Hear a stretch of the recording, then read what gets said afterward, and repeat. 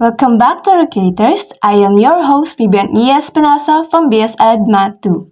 Today, we are diving into a topic that is often called the holy grail of modern education, differentiated instructions. Think back to your own school. Was there a time you felt bored because the lessons moved too slowly? Or perhaps a time you felt completely lost because the teachers had already moved on to chapter 5 while you were still struggling with chapter 2? We've all been there. Today, we are talking about how we can ensure that no students ever feels left behind or held back again. We're talking about meeting learners exactly where they are. So what does differentiated instructions or DI really mean to me?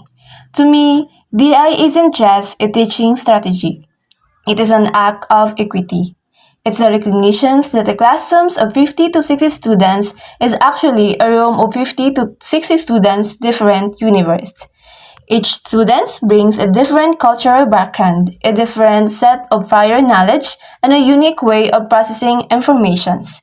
If I teach everyone the exact same way, I'm only truly teaching a fraction of the room.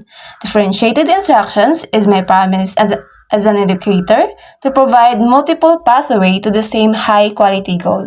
It means being flexible enough to change my how so that every student can reach the what. So let's get practical. How does this look in math classroom?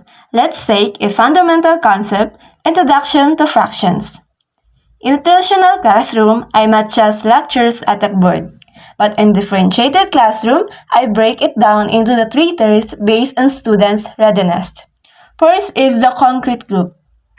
For students who need a tactile start, we use physical manipulative pizza slice or fraction styles. They need to feel the parts of the whole. Second is the visual and representational group. So these students now work on drawing models using number lines and digital simulations to see how fractions relate to distance and space.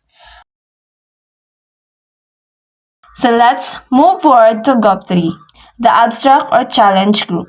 For those who already grasp the basic, I give them a real-world word problems. For example, if you're doubling a recipe that calls for 3/4 cup of flour, how much do you need and which measuring cups would you use?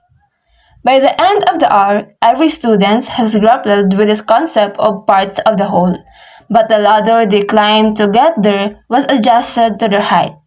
There isn't dumbing down the math, it's building the right scaffolding. Now, I won't sugarcoat it. Differentiated instructions is a challenge. The biggest hurdle? Time and management, it takes significantly more preparations to design three versions of a task than it does to design one. It requires teachers to be a master conductor, managing different groups simultaneously without losing control of the room. But the benefits, they are transformative. In a learner-centered classroom, differentiated fosters autonomy. When students are given tasks that are just right, not too easy to be boring and not too hard to be frustrating, they enter a state of flow. The most beautiful benefit is a boost in student agency. When students realize the teachers have seen their specific needs and meet them, the relationship changes. Trust is built. Discipline's issues drop because engagement goes up. We aren't just teaching math, we're teaching them that they are capable of learning. As we wrap up today's episode, I want to leave you with this. Every child deserves to be taught as they were the only one in the room. Differentiated instructions is a bridge between a student's current reality and their future potential. Thank you for joining me on the Educators. Let's go out and there and teach with the heart, one unique learners at a time.